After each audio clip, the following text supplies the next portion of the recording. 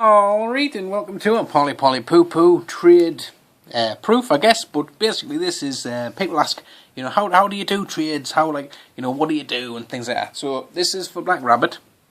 So I thought I would use this as an example of how you do a trade type of thing. So basically, what I do, you get a box like this, obviously preferably one that's of the right size for what you're going to be sending.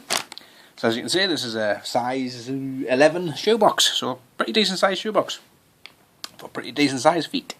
So you take one rabbit and put that in there, and unfortunately that's not a very meaty rabbit, so we'll add a bit extra meat to the parcel here. So we'll add a couple of wrestlers in there. That should fill it out. And seeing as this is actually a sort of Tesco product, we'll put a few horse meat products in there as well, just so you kind of keep your kind of one of your 5 a day going on.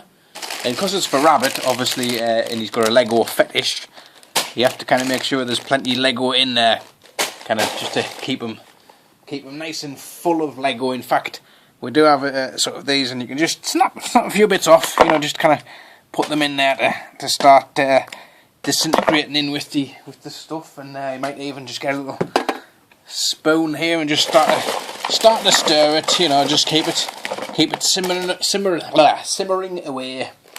And blind bags, obviously rabbit loves them, so there's a few of them in there just to keep them happy. And a couple of this garbage pail kid, because that's obviously very retro, so you need a little bit of retro just to add to the mix. Even one of these Fisher Price figures, why not get that in?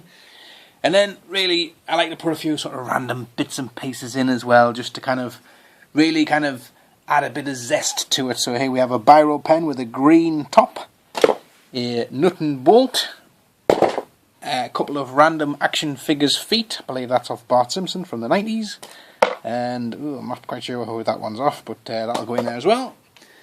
And then, you kind of maybe want to get a bit more sort of good stuff in there. So there's a couple of handfuls of superhero squad people.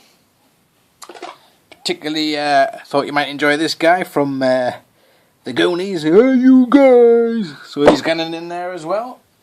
And then it gets more where you want to kind of add a bit more mystique to it. So I will put a few mystery items in there, but a couple of things I like to do is put a bit of witchcraft in there too. So kind of arm of turtle, glass alley, so you can see the future when you look into that.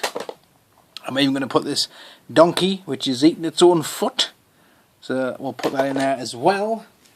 Little transformer things. Buy that in, why not? A piece of wood with a hole in, that'll go in. Might as well get me money's worth out of Royal Mill, And then here's some, you'll recognise that sound. It's the sound of a lesser spotted bunch of minifigures, and we'll just pour them in this bag of it's Lego-esque. This has got a warning on, may contain traces of Mega Bloks on there, but we'll just we'll pour them in, and we'll give it another stir, just to make sure it's looking lovely. That's looking great. We'll put a receipt there from a charity shop in as well. That can double as packing. And I do have a couple of these empty bags which I will fill up to do a couple of Polly Poo Poo blind bags for Rabbit, as I know he's a mega fan of them. But I'll just put them in there top there for now. And that's pretty much about everything I've got here. Obviously I will pack that up so it's a bit more fuller, and there's a couple of, like I say, surprises to go in there too. So we'll just put that on top of there. So all I would do now is just seal this up, and then I would put it in the post for about 48 hours, and voila, it's ready for consumption. So thanks for watching, guys. This has been Polly Poo Poo, and I'll catch you all later on.